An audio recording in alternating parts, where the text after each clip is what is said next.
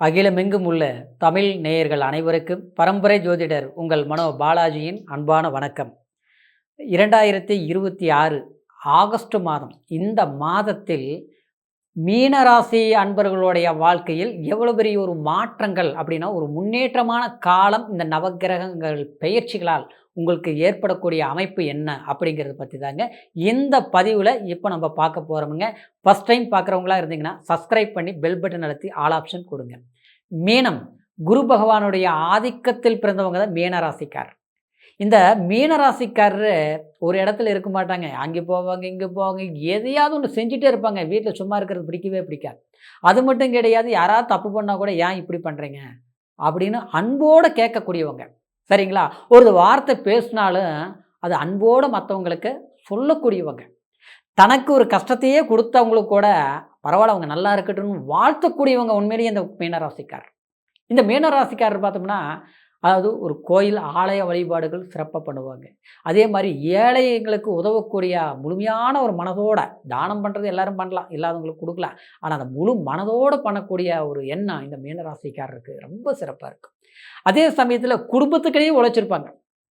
குடும்பங்கிறது அப்பானா ரொம்ப பிடிக்கும், அம்மானா சொல்லவே வேண்டாம், கூட பிறந்தவங்களா நான் கஷ்டப்பட்டாலும் பரவாயில்ல அவங்க நல்லா இருக்கணும். அதே மாதிரி நமக்கு கல்யாணம் பண்ணால், அதாவது கணவனோ அல்லது மனைவியோ நம்ம லைஃப் பார்ட்னர் அவங்களுக்குன்னா கண்டிப்பாக அதாவது அவங்களுடைய மனசு கஷ்டப்படாத அளவுக்கு அன்பை உட்காந்து பேசலாம் தெரியாது. அவங்களுக்கு என்ன பண்ணணுமோ அதை முழுசாக பண்ணிடுவீங்க. சரிங்களா? அந்த மாதிரி ஒரு இது.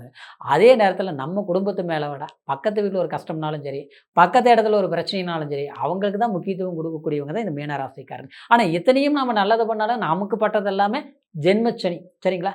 ஜென்மத்தில் சனி. இப்போ சனி சஞ்சாரம் பண்ணிகிட்டு இருக்குது. அதுக்கு முன்னால் பார்த்தோம்னா, அதாவது விரையச்சனி. இப்படி எல்லாம் சில சூழ்நிலைகள் எல்லாம் நடந்துட்டு இருந்ததுனால ஒரு 4.5 வருஷ காலகட்டத்தில் எத்தனையோ ஒரு சிரமங்கள் எல்லாம் கடந்து தான் வந்திருக்கிறோம். ஆனால் வந்த நேரத்தில், இந்த நேரத்தில் நமக்கு இந்த மாதத்தில் பார்த்தோம்னா குரு 5ஆம் இடத்துல உட்கார்ந்து அப்போ நம்ம ஜென்மத ராசியை அற்புதமாக பார்த்துட்ருக்கிறாரு. உண்மையிலேயே இந்த ஆகஸ்ட் மாதம் சிறப்பான ஒரு மாதம் தாங்க. சரிங்களா? இன்னொரு விதத்தில் பார்த்தோம்னா அந்த குருவோட சூரியன் இணைஞ்சு ஒரு அற்புதமான அமைப்பை உருவாயிருக்குது. அந்த சூரிய பலம் இணைஞ்சு குரு பார்வை நம்ம ஜென்மத்தில் இருக்கிற சனி ஆச்சுங்களா, நம்மளோட ராசிநாதனை பார்த்துட்ருக்கு. அப்போது மூல திரிகோணத்தில் குரு உட்கார்ந்து எவ்வளோ பெரிய பாக்கியம். அது சூரிய பகவானும் அமர்ந்து உட்கார்ந்தது எவ்வளோ பெரிய சிறப்பம்சம். 4ஆம் இடத்துல புதன் ஆட்சி நிலை அற்புதம். 5ஆம் தேதிக்கு மேலே அந்த 5ஆம் இடத்துக்கு பயணித்து அந்த குரு சூரியனுடைய இணைவு உண்மையிலே இதெல்லாம் அற்புதமான யோகம். நான் சொல்கிறது என்னென்னா, கஷ்டங்களை கடந்து வந்திருந்தாலும் ஆனால் அதில் திருப்தி கிடைக்காம ஒரு தேடல் நம்ம மனசில் இருந்துகிட்டு இருக்குது பார்த்தீங்களா, அந்த தேடல் ஒரு திருப்தியை கொடுக்கக்கூடிய ஒரு வாய்ப்புகள் இந்த நவக்கிரகங்கள் பயிற்சிகளால் இந்த ஆகஸ்ட் மாதத்தில் உங்களுக்கு ஏற்பட போகுதுங்க. அடுத்தது பார்த்தோம்னா 6ஆம் இடத்துக்கு இந்த 17ஆம் தேதி சூரியன் பயிற்சி ஆவாருங்க. அப்போது 6ஆம் இடத்துல சூரியன் இருக்கிறது நல்லது தான் உண்மையிலேயே ஆச்சுங்களா. நமக்குன்னு ஒரு எனர்ஜி, நமக்குன்னு கிடைக்கிது, அதாவது உழைச்ச உழைப்பு, இதுக்கெல்லாம் ஒரு பலன் கிடைக்கும். சரிங்களா? அடுத்தது பார்த்தோம்னா 7ஆம் இடத்துல சுக்கிரன் உங்களோட ராசியிலிருந்து சனி பார்க்குறாரு. அந்த சுக்கிரன் நீச்ச சுக்கிரன் உங்களுடைய ராசியை பார்க்குது. அப்போது அதாவது பங்கப்பட்டவங்களுக்கு சில நன்மைகள் உருவாக்கும். சிலர்லாம் பார்த்தோம்னா திருமணம் ஆகி மனைவிக்கு உடம்பு சரியில்லை, இல்லை மனைவி நம்மளை புரிஞ்சிக்க மாட்டேங்கிறாங்க, இல்லை கணவர் கொஞ்சம் அவருடைய செயல்பாடு வித்தியாசமாக இருக்குது, நல்லா தான் இருந்தோம், ஆனால் இன்றைக்கி பார்த்தோம்னா ஒருத்தருக்கு அதாவது அவர் பார்த்தா நம்மளுடைய ஆப்போசிட்டாக இது பண்ணுற மாதிரி இருக்குது. அடுத்தது பார்த்தோம்னா இல்லையா, அடுத்து உங்களுடைய பேச்சுவார்த்தைகள் கேட்டுட்டு தன் குடும்பத்தில் சில பிரச்சனைலாம் போயிட்டுருக்கு. சாப்பாடு செய்யும்போது இருக்கிற நிம்மதி திருப்தி சாப்பிடும்போது இல்லைங்க. 10 ரூபா பணம் சம்பாரித்தாலும் வீட்டில் நிம்மதியாக அது தேவையான செலவுகள் பண்ண முடிய மாட்டேங்குது. வீண் செலவு, விரை செலவு, தேவையில்லாத விரை செலவு தான் அதிகமாகிட்டு இருக்குதுங்க. சில நேரங்களில் பார்த்தோம்னா கடன் வாங்கி செலவு பண்ணுறோம். ஆனால் இன்னைக்கு கடன் கட்டுறதுக்கு முடியாமல் அதே ஒரு பெரிய கடன் வாங்கி அந்த கடனுக்கு வட்டி கட்டுறதுக்கு இன்னொரு பக்கம் கடன் வாங்கி கட்டக்கூடிய சூழ்நிலைகள் உருவாகிட்டு இருக்குது. மாதம் கண்டா கரண்ட் பில்லு கட்டுறமோ இல்லையோ, வீண் செலவு, விரை செலவு, தெண்ட செலவு, ஹாஸ்பிட்டல் செலவு, இந்த மாதிரி தான் நடந்துட்டு இருக்குதுங்க. அதாவது ஒரு மனசில் ஒரு நிம்மதி இல்லாமல் போயிட்டுருக்குதுங்க, குடும்பத்தில் சந்தோஷம் இல்லை அப்படிங்கிற ஒரு சூழ்நிலையில் இருக்கிறவங்களுக்கு கண்டிப்பாக ஒரு அபரிவிதமான சில ஒரு நன்மைகள் நடக்கும். தேவையான ஒரு குடும்பத்தில ஒரு கஷ்டங்கள் வரும்போதுங்க, ஏதோ ஒரு சந்தோஷமான விஷயங்கள் நடந்தா தான் அந்த கஷ்டங்கள மறப்போம். அது மட்டும் இல்ல, நமக்கு ஒரு திருப்தி கிடைக்கும். அந்த மாரி விஷயங்கள் கண்டிப்பா நடக்கும். அடுத்து அந்த சனி பார்க்கறதுனால 2 கிரகங்களும் வந்து அதாவது நட்பு பெற்ற கிரகங்கள் தான். அதனால பாதிப்பு இல்ல. அத விட நம்மளுடைய ஜென்மாதிபதி குரு பார்த்தால் கோடி புண்ணியம் உங்களுக்கே தெரியும் இல்லையா? அதாவது குரு பார்த்துருச்சு. அது மூல திரிகோணத்திலிருந்து பார்த்துருச்சு. அதனால அதாவது எவ்வளோ பெரிய ஒரு பாதிப்புகள் இருந்தாலும், நீச்ச குரு பார்த்தாலும், நமக்கு பங்கத்தை ஏற்படுத்தினாலும், அது பாதிப்புகள் இல்லாமல் நன்மைகள் உருவாகக்கூடிய சந்தர்ப்பம் தான். 12ஆம் இடத்துல ராகு இருக்கு. அது எப்பவுமே வந்து இந்த 12ஆம் இடத்துல ராகு இருக்கும்போது, பயணங்கள் எல்லாம் நமக்கு கொஞ்சம் நல்லா இருக்கு. ஏன்னா, சில நல்ல விஷயங்கள், சந்தோஷமான விஷயங்கள் மீனராசிக்காரர் பார்த்தோம்னா, சரியா தூக்கம், சரியான சாப்பாடு. சரிங்களா? சாப்பிடணும்னு நெனைக்கிற போது கண்டிப்பா அந்த டயத்துல போய் உட்காந்து உங்களால சாப்பிட முடியாது. அப்படியே சாப்பாடு போட்டு வச்சாலும், நமக்கு நிம்மதியா சாப்பிட முடியாது. ஏதோ ஒரு சில ஒரு மன உளைச்சல்னால அ சரியா சாப்பிட பிடிக்கல. அத பிடிச்ச மாரி சாப்பிடுறதுக்கு எனக்கு விருப்பம் இல்ல. அப்படி பிடிச்ச மாரி சாப்பிடணும்னு நினைக்கக்கூடிய நேரத்தில அது கிடைக்கல. இப்படிதான் ஒரு பிரச்சனைகள். சரிங்களா?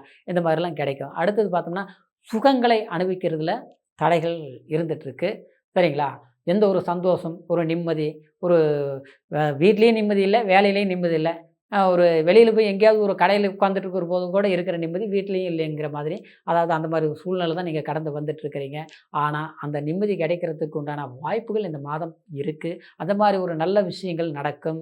அதே மாரி திருமணம் ஆகாதவங்களுக்கு திருமண வாக்கியங்கள் கண்டிப்பா கைகூடி வரும். தைரியமா இருங்க. எனக்கு 40 வயசு ஆச்சு. ஒரு உதாரணத்துக்கு சொல்றேங்க. 40 வயசு ஆயிருச்சு. கல்யாணம் ஆகல. பொண்ணு அமையல, இல்ல மாப்பிள்ளையே அமையல. வாழ்க்கை நடக்குமாங்கிற சந்தேகமா இருக்குது அப்படிங்கிறவங்களுக்கு கூட இந்த நேரத்தில ஒரு வாய்ப்புகள் அமைஞ்சு வந்துரும். அந்த அளவுக்கு கிரக பாக்கியங்கள் நல்லா இருக்கு. ஏன்னா, சனி பகவானும் நமக்கு ஜென்மத்தில இருக்கக்கூடிய சனி வக்ரத்தில இருக்கிறதுனால, இது ஒரு அற்புதமான ஒரு வாய்ப்புகளா தான் பார்க்கப்படுதுங்க. சரிங்களா? ஆக மொத்தத்தில உங்களுடைய 6ஆம் இடத்துல கேது பகவான் சஞ்சாரம் பண்றது, அது ஒண்ணும் தவறு கிடையாது. கடன், நோய், வம்பு, வழக்கு, பிரச்சனை எத்தனை இருந்தாலும் அது சரியா ஈஸியா முடிஞ்சிரும். உறவு ரீதியில இருக்கக்கூடிய சங்கடம், சலிப்புகளும் கண்டிப்பா மனமாற்றம் அடைஞ்சிரும். இடம் மாற்றங்கள் பண்றது தான் உங்களுக்கு அற்புதமா இருக்கும். இடம் மாற வேண்டிய சந்தர்ப்பங்கள் இருந்தா மாறுங்க.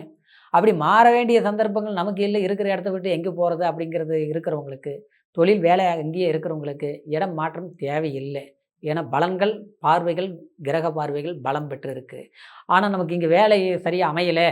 இந்த இடத்துல வந்து நமக்கு இருக்கிறத விட மாறலாம்னு தோணுது. கொஞ்சம் அங்கே போனா சிரமமா இருக்கு அந்த இடம். அங்கே போனா வேலை வந்து இருக்கு. இடம் நமக்கு பிடிக்கல அப்படிங்கிறவங்களுக்கு, நீங்க யோசிக்காதீங்க. அங்கே போனீங்கன்னா, போன பிறகு உங்களுக்கு சிறப்பா இருக்கும். அங்கே நல்ல ஒரு வாய்ப்புகள் அமையும். பழக்கவழக்கங்கள் உருவாகும். இடம் மாற்றத்தினால ஒரு யோகத்தையே குடுக்கக்கூடிய ஒரு அற்புதமான ஒரு வாய்ப்புகளா இருக்கக்கூடிய ஒரு பெயர்ச்சிகளும், கிரக பா பார்வைகளும், யோகங்களும் இருக்கு. சரிங்களா? அடுத்தது பார்த்தோம்னா 4ஆம் இடத்திலேயே புதன் இருக்கிறது நல்ல விஷயம். புதன் ஆதித்ய யோகம் 17ஆம் தேதி வரைக்கும் செயல்பட போகுது. சரிங்களா?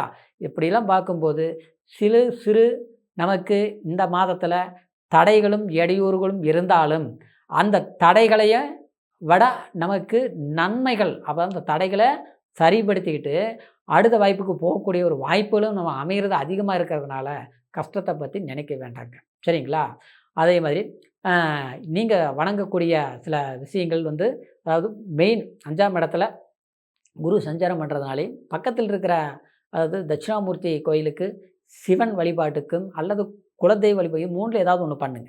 அடுத்தது பார்த்தோம்னா, உங்களுக்கு முருகர வழி வணங்குறது இந்த காலகட்டத்தில கொஞ்சம் நல்லது. இந்த மாசத்தில. ஏதோ மாசம் பிறப்புலயே ஒரு முருகர் கோயிலுக்கு போய் சாமி கும்பிட்டு வாங்க. நம்ம பழனியே போகணும், திருச்செந்தூரே போகணும் அப்படின்னா, வாய்ப்பு இருந்தா போயிட்டு வாங்க. அப்படி இல்லாத பட்சத்துக்கு பக்கத்தில இருக்கிற முருகர் கோயிலுக்கு போய் வணங்கிட்டு வாங்க. சரிங்களா? சனி வக்ர நிலையில இருக்கிறதுனால, நம்மளுடைய லாக் எடுத்துவிட்ட மாரி. சரிங்களா? ஒரு டேம் தண்ணி அப்படியே லாக் பண்ணி வச்சு திடீர்னு திறந்து விட்டா எப்படி அப்படியே சீறி பாயுதோ, அந்த மாரி நம்மளுடைய மனசுல அதாவது பிடிச்சவங்களோட ஒரு நட்பு பிரிஞ்சிருக்கிறது, நினைச்சவங்களோட ஒரு அன்பான ஒரு உள்ளத்த புரிஞ்சுக்க முடியாம நம்மள வெறுப்பாக்குறது, இந்த மாரிலாம் சில பிரச்சனை சிலருக்குலாம் நடந்துட்டுருக்கும். ஒரு நல்ல ஃப்ரெண்ட்ஷிப் இருப்போம். திடீர்னு பார்த்தா புரிஞ்சுக்க மாட்டாங்க. தேவையில்லாம அப்படியே நம்மள வெறுப்பாங்க.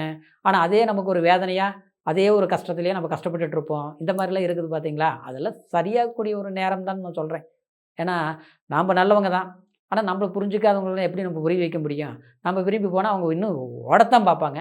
இன்னும் அந்தாண்ட தள்ளி தான் போவாங்க. அதுக்கு காரணம் என்னன்னா, சில கிரக பெயர்ச்சிகள் அந்த மாரி இருக்குங்க. சரிங்களா?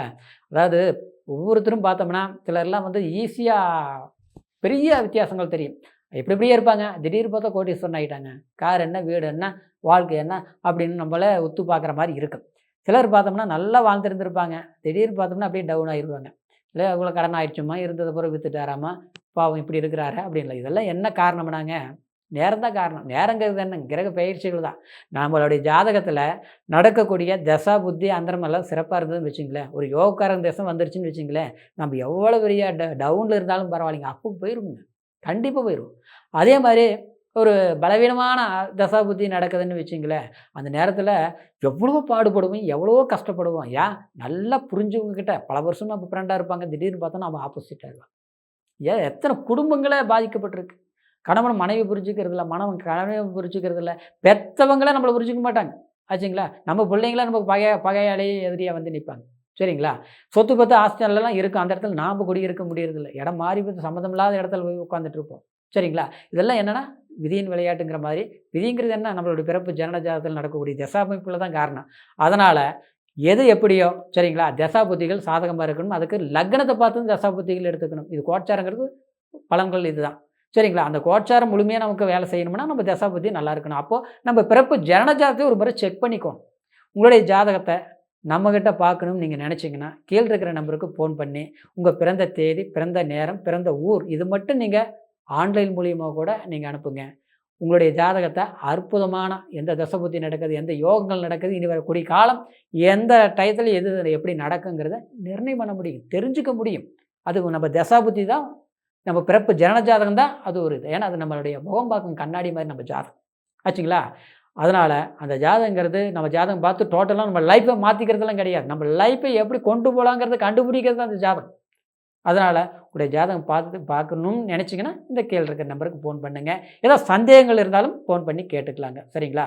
மீனராசி அன்பர்களுடைய வாழ்க்கை இந்த ஆகஸ்ட் மாதத்தில் இருந்து இனி வரக்கூடிய காலம் ஒரு அற்புதமான பொன்னான கனவா அமையணும் அப்படிங்கிற ஒரு வாழ்த்துக்களோட மீண்டும் அடுத்த பதிவுல சந்திக்கும் வரைக்கும் நன்றி.